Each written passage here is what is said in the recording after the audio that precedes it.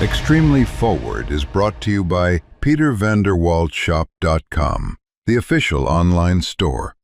Send your questions for Peter, comments, suggestions, praise, and tributes to connect@extremelyforward.com.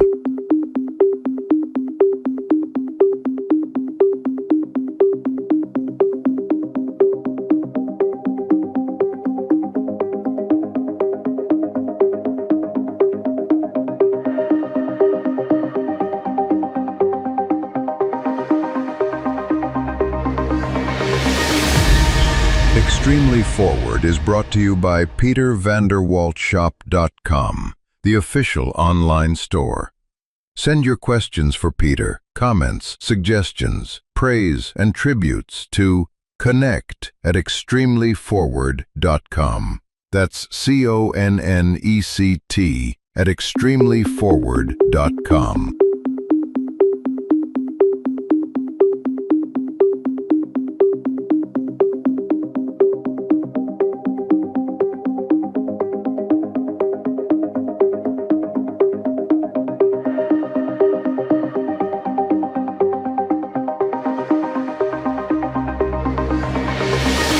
Extremely Forward is brought to you by petervanderwaldshop.com, the official online store.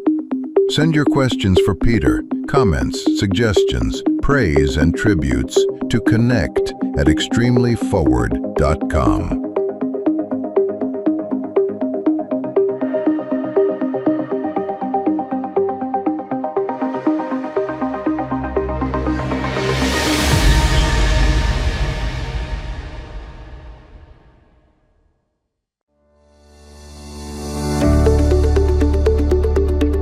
Extremely Forward is brought to you by petervanderwaldshop.com, the official online store. Send your questions for Peter, comments, suggestions, praise, and tributes to connect@extremelyforward.com. That's CONNECT@extremelyforward.com. I've been quiet for way too long. Now the silence feels all wrong. I'm at the edge of my patience, hands in my pocket shaking. I gave you more than enough, now I'm running out of love. I'm fed up, I can't keep bending this much. Fed up, you had your chance, that's enough.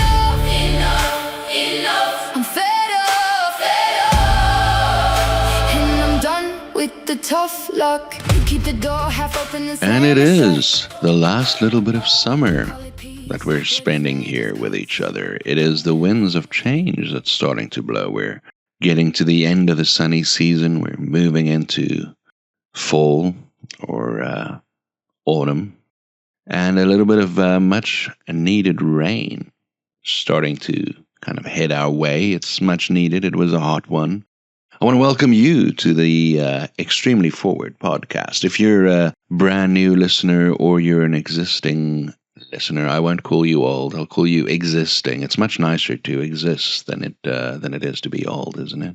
Well, if you've been here a while, and how's that? And you've been listening faithfully, I want to thank you. When I take over, you won't go to the camps. I might even save your family. If you're a brand new listener, welcome. I don't know what you're doing here. This is a weird show. It is Extremely Forward, where we talk music and movies and books and food and basically anything that wastes time and that's not productive.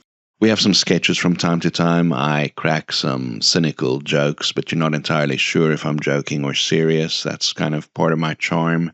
There'll be updates on my work, my books, shows, and movies, so that those people interested in those products know when they can buy them and where they can get them. And those interested in the process can hear more about that. Also talk about a little bit of adventures that we're having here around the southwest of England and elsewhere. And, of course, there's always on the show a general appreciation for washboard abs, which I am sure we all share. This is the charity case episode. I don't know why it's a charity case. I guess I'm a charity case. I think it has to do, Brian, if I'm not mistaken, with something that we're going to be dealing with in the questions section. It's a full show this week. We're going to be answering questions, listening to music as usual. We're going to be talking about a franchise in the show review. Also going to finish that book that I started last week. I finished that, so I'm going to be talking about some of the things I learned from that very interesting but quite urban random book. And then, of course, we're going to be even sharing an actual recipe. But it's not one of those, like, formal recipes. It's one of those things that you can, once you get the concept, kind of amend the way you like to have it. It's going to be a good one, I think. So stay tuned for that if you like. And of course, we have music. We just had a little bit of the Alice Blaine song Fed Up right there in the beginning. We're going to be listening also to Akasha. And we have a special song tying in with our theme of charity this day as well. It was my mother's birthday. I'd like to publicly and on air say happy birthday, Mom. You're a big reason for the show. I do this so that you can hear my voice, and if anybody else listens, it's a bonus. But I want to say happy birthday to you. I hope you had a beautiful day. I'm sure there's going to be lots of visits and things like that at some point. I live very far away from my mama. She's back in the old country. But in the meantime, we talk regularly. And I love her very much. She's a great lady. So happy birthday to you, Mom. You're really cool. And other than that, I guess it's time for some questions from our readers. It's time for audience questions, where the world's best readers and viewers tell Pete what they want to know. What do you have for me today, Brian? Bids112 asks, do you listen to music while you write? Bids112, I think that's a very interesting question, because I'm going to go on a bit, if you forgive me. You see, you're asking a question there, and I can give you the answer, right? Because the question seems obvious. And then I can give you the obvious answer. But I don't think you're really asking me that, because I just don't think I'm objectively that fascinating. I don't think you really care if I'm going to listen to music. I think you want to know if listening to music will help your process. I think that's kind of that's the kind of question a beginning writer asks.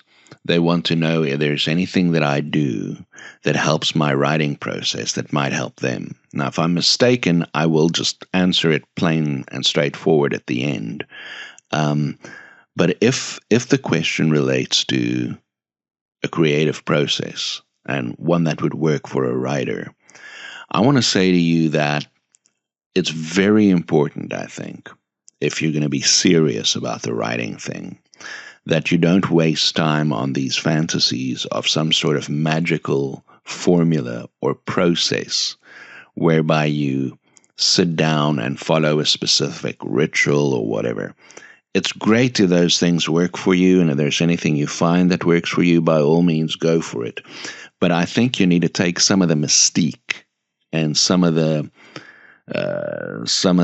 superstition away from the writing process.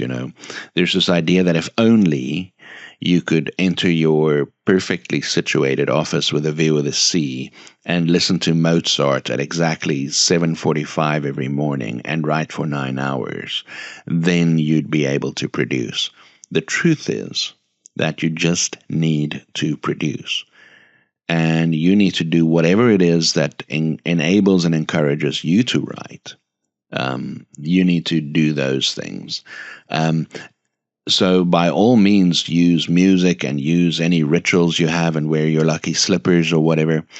But on the other side of that equation, there's the reality that it is a job like any other.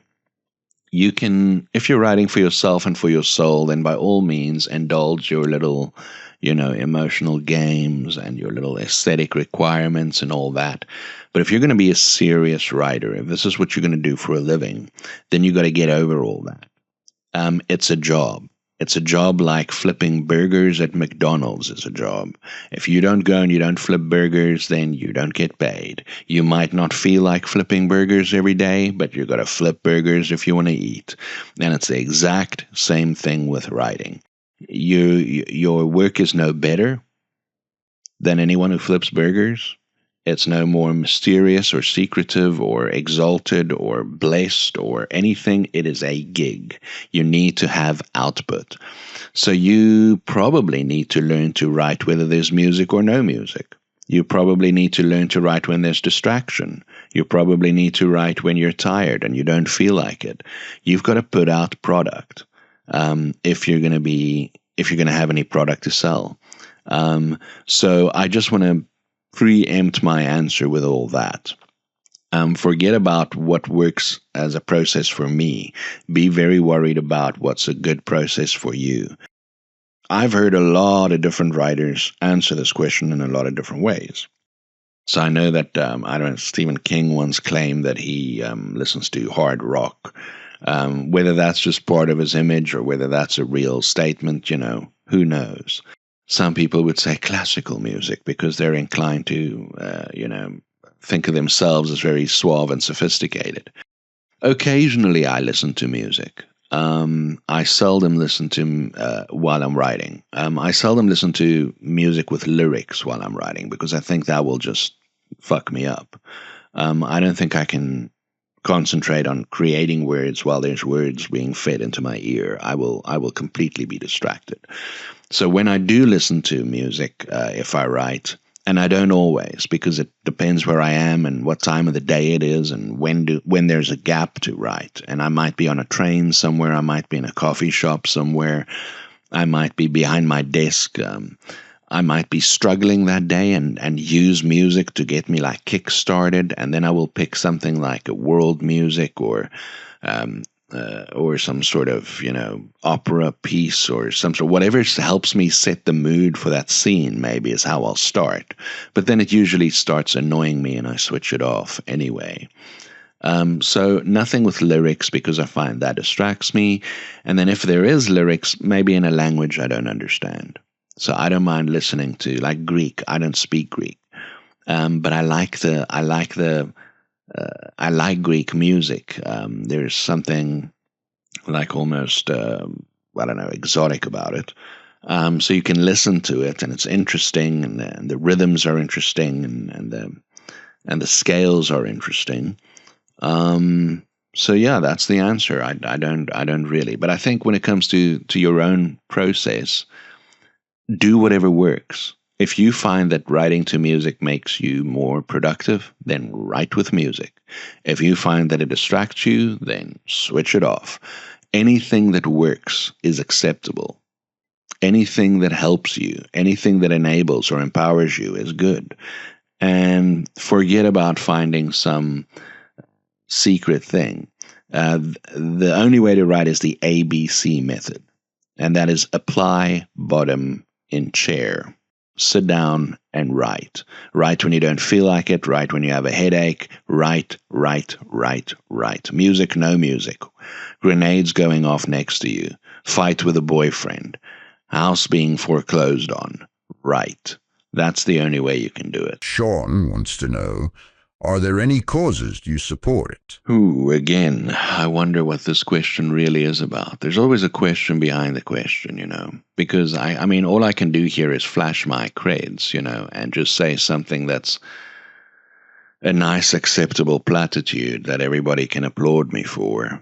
But what I do find, and for a moment, if I can give you a personal opinion based on your personal question, I do find that there's a big, vast difference between the stated purpose of things and the reality underneath it. The impulse for humanity to do good is a great drive, and of course I support it, and of course I myself try to do good, quote unquote. The question is whether what you're doing helps or hurts. The question is if there are honest players enabling you to really help, or if you're being taken for a ride and being parted with your resources so that you can feel this warm and fuzzy feeling in the pit of your stomach. Now, we've seen this more and more, unfortunately, where, for example, certain NGOs and charities are involved in assisting illegal immigration. There's a couple of court cases in Italy and elsewhere around that, and there's denials, and there's political opinions that says, but we should help illegal immigrants to cross borders, or we should not help them. You can take your position on that, but it's certainly the case that whether you agree with that or not, it shouldn't be done secretly. It shouldn't be done. If you're going to say that you're a charity or an NGO and you're dedicated to helping illegal immigrants cross borders, then you should say so that everybody who supports you knows that. But this is not the case. Some of the NGOs and charities named don't say anything about that. They have these lovely names always, like, Save the Children, or, Hope Gardens, or all these lovely sounding names, and the people giving the money have no idea what they're giving to. And we've just seen it in the great state of Minnesota was just taken for a hell of a ride by very nefarious players that are connected to officials in nasty, nasty, disgusting ways. And I know it's such a political issue that you're not allowed to kind of talk about it because it seems like you're a partisan. But if you can for a second take a breath and become an adult and think about this logically, fraud is in no one's interest. So all these lovely little charities that pop up helping the poor and the downtrodden, but are really scams to smuggle money to evil people. It's not cool, We've seen big names in charities that you simply can't take at face value anymore. Charities that I once myself considered sacrosanct. I mean, Amnesty International, or Doctors Without Borders, or the Red Cross cannot claim to be politically neutral organizations anymore. We've seen too much and too often, and it's not just about Israel. It's about J.K. Rowling and all kinds of things like that. There's all kinds of politically contested ideas that are being presented as expressions of empathy or expressions of like a neutral kind of just people helping people. So I think vetting charities are super important. And I think simply saying that, you know what, I give money to the dogs, and then everybody applauds because they like dogs, and I said something that sounded like it helps dogs. You can want to help dogs, and you can give your money to things, and that might end up not helping dogs, but hurting them, or any other cause that you want to insert.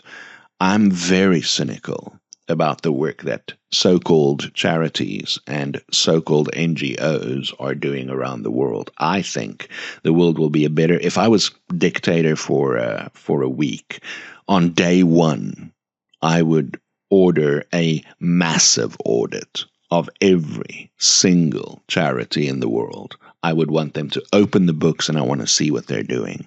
That's part one. Part two is, let's now go into this thing of Bill Gates, for example. He's now this guy that does a lot of work in Africa, and you can like him, you can not like him, you can agree, you can disagree, but he's clearly doing lots of charitable stuff. Now, you can say he's evil, and it's because he's designed, and, there is that partisan angle to take on it. But again, the man is doing something. You can disagree with what he's doing, but he's doing something. However, he's now loved by certain sections of society for all this good he's doing through his charitable work.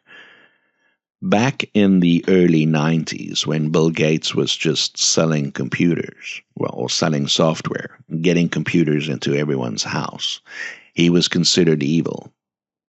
He was this evil capitalist person, right? And he was known for being a tough ass in business and not being very kosher and all that. And then he was the bad guy. But the truth of the matter is that the software that he spread, the way that he got Windows and a graphical interface accepted in computers, his commercial activities did far more good for the world at large than anything he ever did in charity. The mass adoption of computers helped every single business, every single charity, every single person on the planet, and that was motivated by capitalist greed. It wasn't motivated by good intentions. And I think that's the big thing when it comes to charity. There's a difference between intentions and effects. And you have to be very careful with your intentions, because your intentions can convince you that you're a good person when your effects make you a bad one. So I just want to upfront any charities I support, okay, with that caveat. You have to be very careful who you give money to, very careful, and your resources and your time to. I'm a big believer in helping other people, but giving a drunk a drink is not helping other people. Myself, I give charity to my local Masonic Lodge, because I know that they distribute charities to worthy causes, and they look at the worthiness of these causes. So I trust them to distribute the money fairly. So now there's some ammo for people to now start the conspiracy theories about me. I already support Israel quite openly. Now that's added to it. So the next thing you know, I was on Epstein's island. But I don't care what conspiracy theorists think about it. As far as I'm concerned, Masonic charities do a lot of good in this world, and I support them.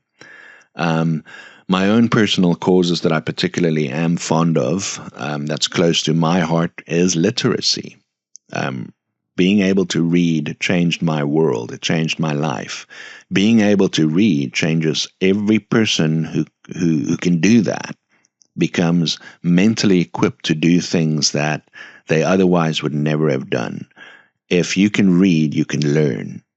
If you can read, you can think. If you can read, you can escape your circumstances. If you can read, you can go to worlds and live lives far beyond the ones you have. Being able to read is foundational. It's very important to me. So there are a couple of literacy charities that I support, but I would encourage you to go out, if you want to support literacy, to go out there and look at charities and look at their reports and do your due diligence on them. So literacy, very important for me. It's impossible to keep a reading population down, to keep them enslaved or to oppress them. You can do so for a period of time with sheer force, but at some point they will liberate themselves, because when the mind is free, it's very, very hard to keep the body down. The other cause that's very important to me is free speech. So I'm a big fan of the Free Speech Union. I like free speech. I feel it is foundational and super important. I don't think it's a partisan issue. I think it's very sad that it's become a partisan issue. I feel it's important that we hear views we disagree with. I feel it's critical that we even air views that are disgusting or potentially harmful. I think incitement to violence is wrong, but outside of actual incitement to violence, I am a free speech absolutist. I think it's not just a value. I think it is the core fundamental value that underlies human civilization. So that's important to me. The other thing that's important to me, and this might sound contrary to what people usually say about charities, is free markets. I like capitalism. I think capitalism has brought more people out of poverty than any other system. I think capitalism is good. I think free markets empower more people than anything any centrally planned or do-gooder or come from the intellectuals kind of system has ever achieved. So I'm going to support free market and capitalist policy policy developments and think tanks and organizations that promote capitalism. Those are my views. Those are the quote-unquote causes I support.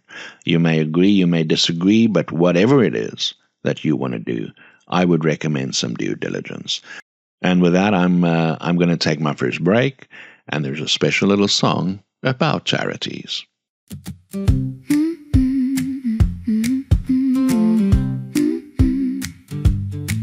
I signed the forms, I gave what I had. I shook a lot of hands and I tried to be glad, but the old doubts came like rain in the rafters. Pretty words can hide what comes crawling after. So show me the books, show me the trail, show me the names behind the veil. I need audited proof, audited proof.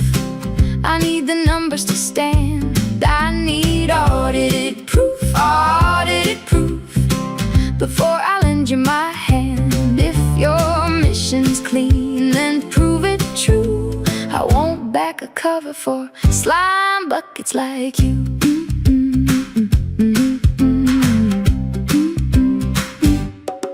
I saw glossy smiles and a polished plea with the same sad story sold back to me. But a real good cause can face the light, can open every drawer and sit upright. So show me the books, show me the trail, show me the names behind the veil. I need audited proof, audited proof. I need the numbers to stand. I need audited proof, audited proof, before I lend you my hand. If your mission's clean, then prove it true. I won't back a cover for slime buckets like you. I still believe in helping, I still believe in care, but belief ain't blindfold and trust ain't spare. So bring the receipts in order, bring the ledgers through. If the work is holy, it can survive a review. I need audited proof, audited proof. I need the numbers to stand. I need audited proof, audited proof, before I lend you my hand. If your mission's clean, then prove it true. I won't back a cover for slime buckets like you. I need audited proof, I need audited proof, audited proof. Let the papers say what you do.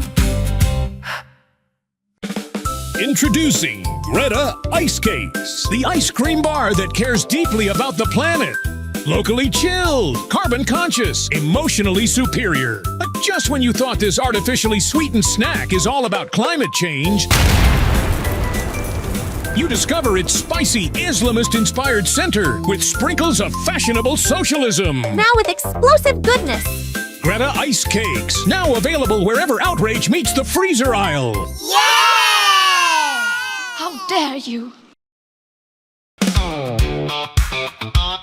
The Extremely Forward Podcast with Peter van der Walt. Fun little song there reminding us all that it's best to gang audit anyone asking for money, and twice as intensively when they also claim to have a good heart.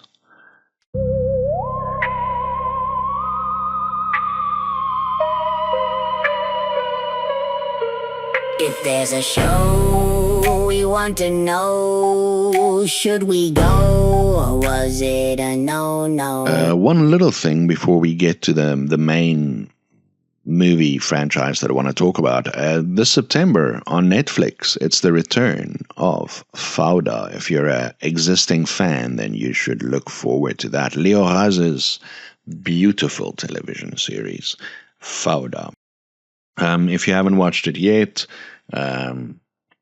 go read about it, see if it's your thing. It's not the kind of thing everyone would want to watch, but if you don't have your head up your ass, it's a great one. "28 Years Later" is the movie that I want to chat about here today. I saw it again the other day. Now, it comes from the original 28 Days Later. 28 Days Later was one wonderful zombie movie, British made, and it really kicked the whole zombie thing. This was when zombie films weren't really everywhere. This was before World War Z, and this was before, all the Walking Dead and all these things.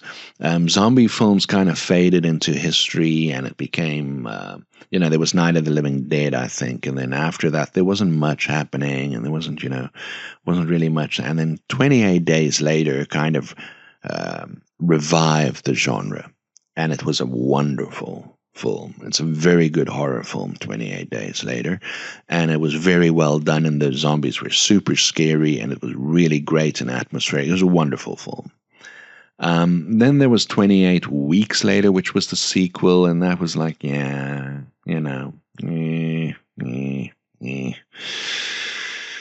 think sometimes you should just let good things go. I know there's always, Spaceballs 2, the search for more money, as Mel Brooks said. I get it. If you have a successful property, you want to exploit that property as much as possible as a creative. I get it. I understand it. I'm in publishing. I make movies. I get it. But there is something to be said for just not fucking up a good thing by going on and on when you can just let it be. And that's how I felt with 28 Weeks Later. It just didn't do it for me. It wasn't as successful a story. At least that's what I thought. And then comes 28 Years Later. Now, first of all, I have to say that it is not really a horror film at all. This is not a horror movie. It comes from that 28 Days Later. It builds on that whole zombie franchise, but this is not a horror movie. It's more of like a fantasy epic. Having said that, and knowing that it's not a horror movie, and almost releasing it from the requirements of good horror, you actually have a really interesting film here. It's more of a post-apocalyptic quest movie. I kept thinking of Robin Hood as I watched it. It's kind of like those, the Prince of Thieves kind of movies where you're in the Middle Ages. It's like society's gone back to that. Kind of like a Mad Max meets a low-key Lord of the Rings kind of thing. If you approach 28 Years Later with that lens, it becomes, I think, a more interesting movie than it is if you think of it as a horror film. It didn't work at all as a horror film, but release yourself from the expectation that it should be, and it suddenly becomes quite an interesting tale.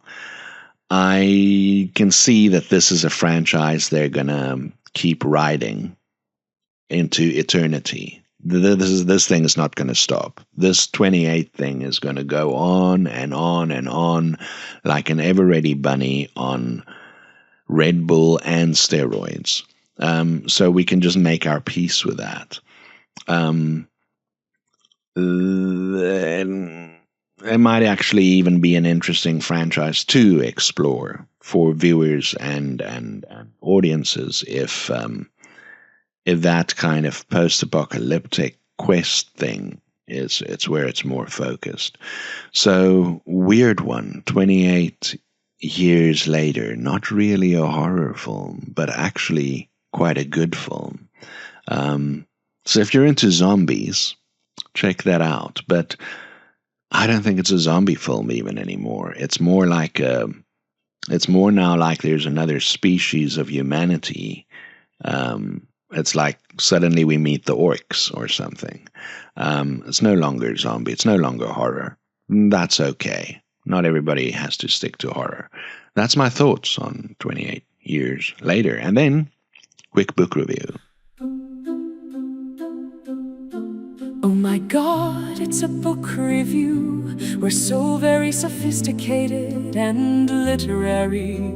We really are taste makers, like guardian columnists without the inflated egos and misplaced sense of justice. What else can we say in a jingle about book reviews? We don't really know, but we have to fill the time and earn our keep, or Pete will write the end on our paychecks. It's extremely forward book reviews.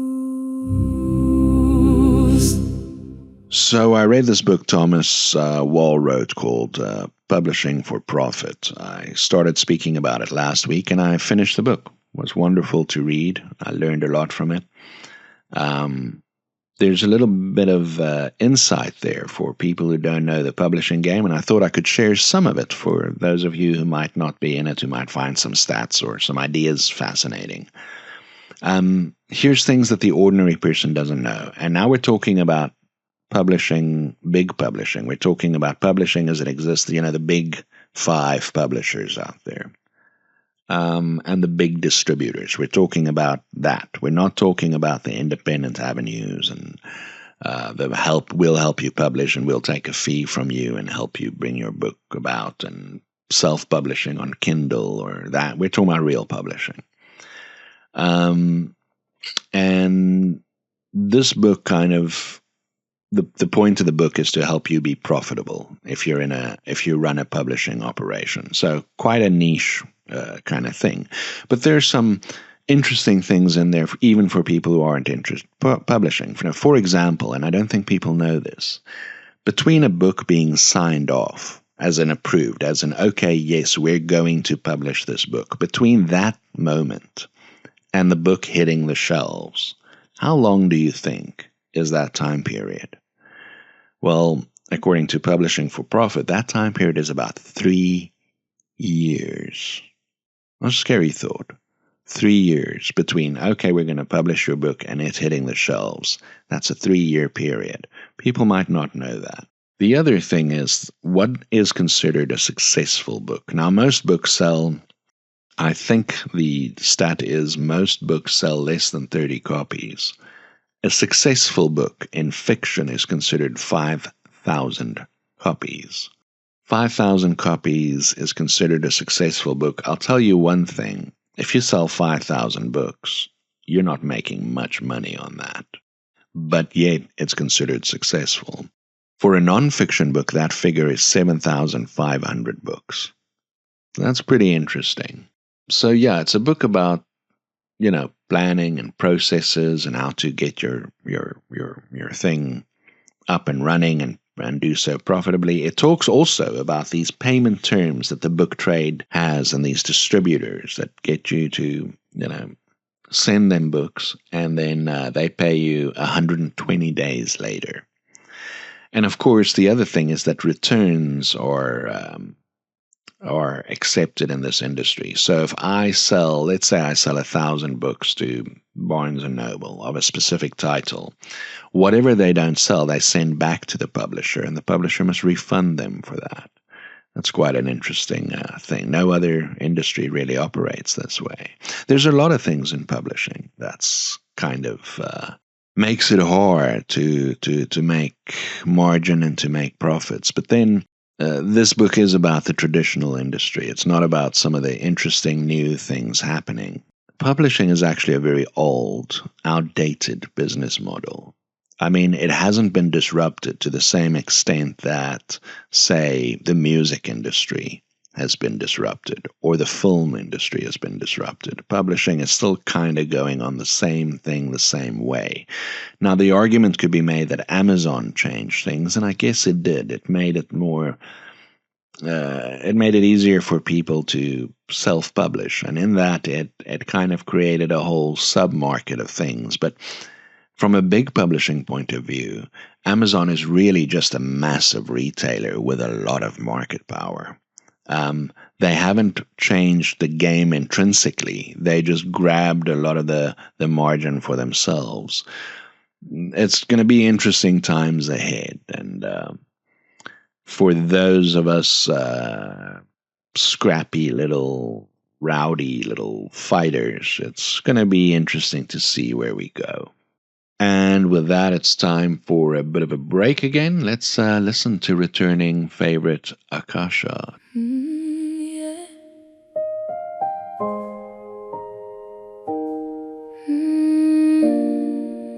Yeah.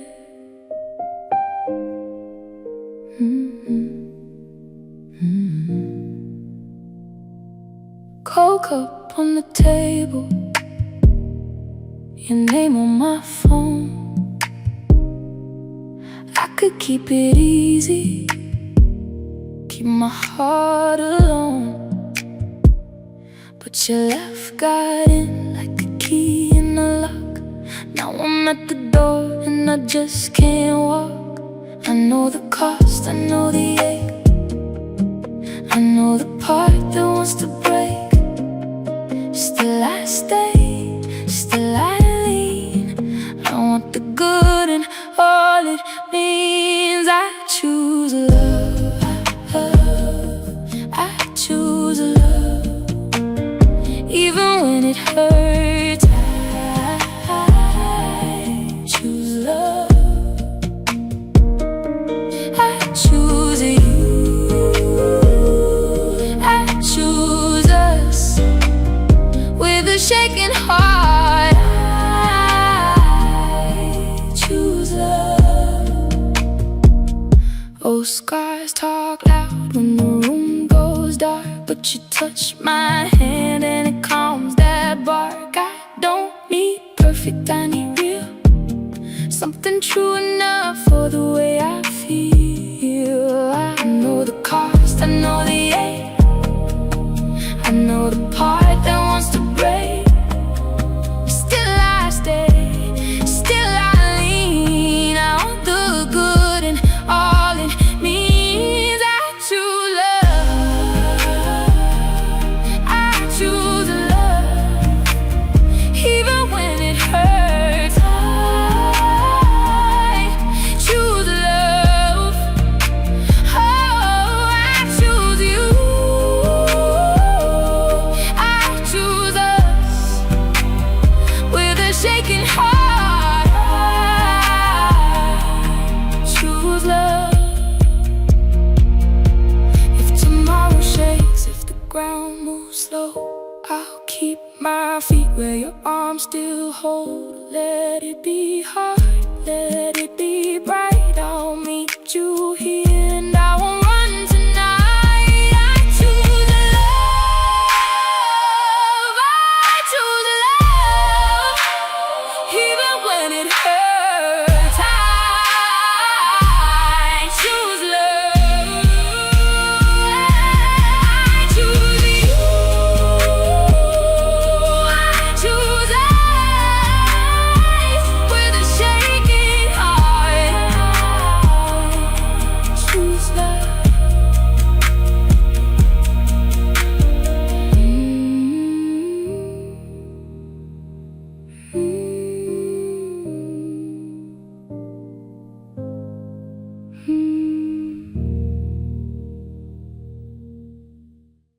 It's the Extremely Forward podcast with Peter Van Der Walt. Ooh, that woman speaks to parts of my soul that I didn't know I had parts. Man, she just lands. It's time for some recipes. There's recipes from the family home, eating adventures done on my own. Notes on tasting ideas to lose weight, stuff I love and stuff I hate. It's yummy ideas you can try to make, hearty meals on the cheap or expensive fakes. It's everything ranging from the worst to good. It's my lifelong love affair with food. So there's this, there's recipes that says to you, you have to have the oven at exactly 176.2 degrees, and you have to stir 945 times clockwise and 721 times counterclockwise, and you have to get stuff just right, and everything has to follow this exact sequence or the whole thing doesn't work. This is not one of those recipes. This is also not one of those recipes where you have to have all this expensive ingredients, or you have to specially go out and buy stuff. This is more of a concept right? And I'm going to call this the student apartment pizza. This is something you can make when you live in a student apartment and you have no money, okay, and you have no equipment. You have an oven and you have bread rolls and you got some cheese and then you have some cold meats or Viennas, or sausages or anything like that. And all you do, tomato you can add as well. What you do is you cut the bun in half, the bread bun in half, and you treat it like a pizza. You turn the two halves upside down, you put some cheese on, you put some meat on, you put this into the oven for a bit, you let it melt on top, and voila, there's your pizza. Now you can get as fancy with this as you like. I mean, you can do some tuna mayonnaise this way. You can do some shrimp with blue cheese and rocket leaves. You can use a ciabatta bread for that. And if you dish that up to people, they'll think you're a chef of some sort. But you can take good old-fashioned bread rolls, some cheese, and some Vienna sausages that you've chopped up. Or some sort of, pre-prepped slices of any kind of cold meat or sausage or chorizo sausage or salami or whatever, pastrami, any of that stuff. Put right on there, put it in the oven for a bit and comes out perfect. It's like student apartment pizza, but it's good food. It fills you up. You feel like you've eaten. Also feels a bit festive. Feels like you've had a pizza. But it's nowhere near as big and it's nowhere near as expensive. So there it is. Student apartment pizza. Try that. It's good comfort food. Very nice for when you're having a movie night. With that, it is time for updates. It's really, really getting close now. Majesty's first print run. Thank you so much to my readers. I keep saying it's the best readers in the world. My first print run was sold out before the book launched. We already got all copies sold. So then we ran into a crisis because we didn't have any books. That second batch just cleared customs, so we'll have stock soon. Check our website in the US and Canada and UK for the hardcover. You can also check in Australia for the softcover.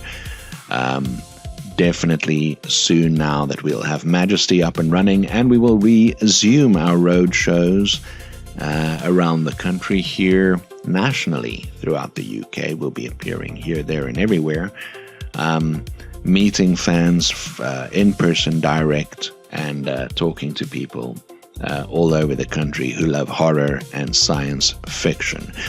Movie time, that's definitely happening now. The formal production team that's going to be taking forward the Mind's Eye Theatre short films, What Happened to Kate, and The Intervention. We've had our first meeting and we've kicked things off. We're starting on producing the film. We haven't yet cast, we haven't yet gotten the crew together, but the key players have been approached and we are starting on that. We'll be making those two films very, very soon, so looking forward to that. On an editorial side, I've been working on the artistic development and the concept development with A.B. Cooper for her forthcoming YA sci-fi series of books. This is going to be wonderful, specifically for young readers. It's going to be entertaining. It's going to be wow. It's going to blow people's minds. This is the kind of books I wanted to read when I was a kid. You're going to love this stuff. If you're young or young at heart, A.B. Cooper's 5 Force Centauri is going to be fantastic. You'll be able to find this on the Peter van der Walt shop. You're also going to find it at our road show. It's going to rock. And then I've been working very closely with Penny Salvatore on her new format Gothic publication that is coming soon. More about that as we launch. And then there's also the final tweaks, tucks, and twerks happening on W's Black Book, the Black Book of Copywriting, in which I share my insights and my lessons and my tips, my tricks, and my techniques of being a award-winning international copywriter for several decades. if you're into marketing, you're into advertising, you're into persuasive writing, this might be a good one for you. Not going to help you much if you're going to do fiction, but it might teach you a thing or two about the writing professionally and writing for a living. Commercial writing, I am brave enough to tell you I don't think there is a more thorough, more complete, more well-rounded book than the Black Book of Copywriting. That should be out within the next month or so. At home, on the road, or on the go, this is your home for smooth tunes, smooth talk, a general appreciation for washboard apps, and exceptional taste in music and fine food. It's W-A-L-T, W-A-L-T, the best choice for you and me. And then adventure-wise, you sometimes think adventures need to be these expensive outings, but they don't have to be. Sometimes the best adventures is just taking a walk. There's something about taking a walk that clears the mind. It's good for your circulation. You get to breathe a bit, get to see the world a bit. Your thoughts tend to work differently when you're moving than when you're sitting down. They become healthier. They become clearer. Taking a walk is a good thing. Now, that might be as simple as taking a walk around the perimeter of your yard if you've got nowhere to go, if it's unsafe outside. I know some people live in some places. I once lived in a place where it was actually deadly to take a walk because there was just too much criminals and robberies and stuff going on. I liberated myself from that place, thank God. But you don't have to walk anywhere in particular. You can just take a walk. If you have no other option, walk in a mall, walk up and down there, and then you can at least get your body moving a bit. Here we're very blessed in the southwest of England, here in the city of Plymouth in particular. We can walk around the Hoe. You see this incredible sight of Plymouth Sound, this bay. It's a bay, and then there's two rivers. So the sea comes in, and there's a river on either side, and you can walk all the way around that and take it all in. Fantastic view. We also have, and this is where we're going this weekend, Central Park, which is this lovely big park where you can play all kinds of sports. It's right next to the Life Center where there's a nice climbing wall, and some folks have helped us out over there in the past when we did some movie shoots. It's also close to the home stadium of the Plymouth Argyle Football Club. And there's a skate park, and there's tennis courts, and there's baseball, and there's basketball, and there's all kinds of things. If you're into any kind of sport, you can probably play it up at Central Park. And then there is the park itself, and just a bit of a garden and some trees and some walking paths and trails. People go there with their doggies or have picnics on the grass or just enjoy things. Central Park, an asset to the city of Plymouth. We love going there. Beautiful place. And that, ladies and gentlemen, is it for this episode. Some episodes are more produced. Some episodes are more casual, whatever it is. We're always here to give a good time to share a good time with people.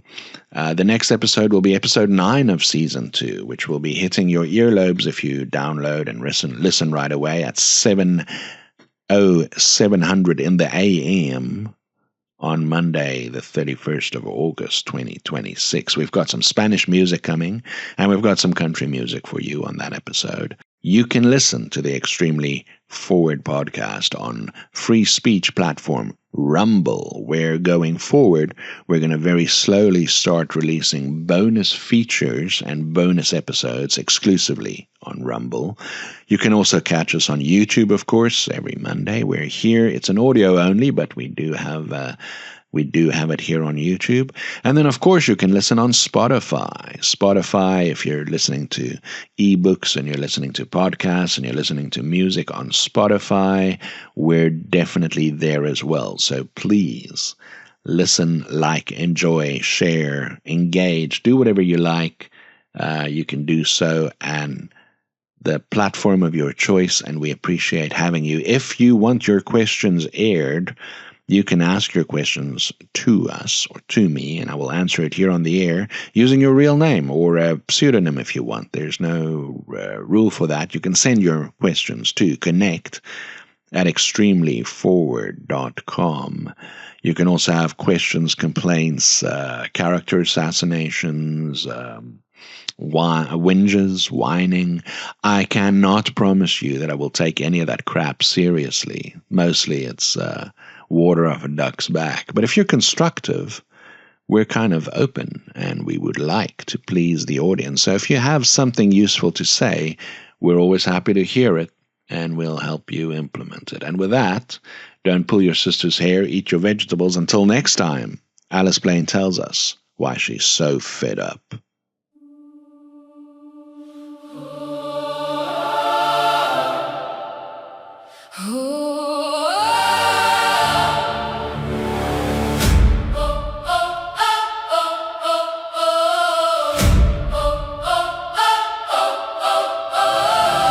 Woke up with a stone in my chest, same weight on my back again. Your promises taste like dust in my mouth. I keep swallowing, keep holding it down. You say wait, I hear waste my time. You draw lines and you cross mine. I've been quiet for way too long. Now the silence feels all wrong. I'm at the edge of my patience, hands in my pocket shaking. I gave you more than enough. Now I'm running out of love. I'm fed up, fed up.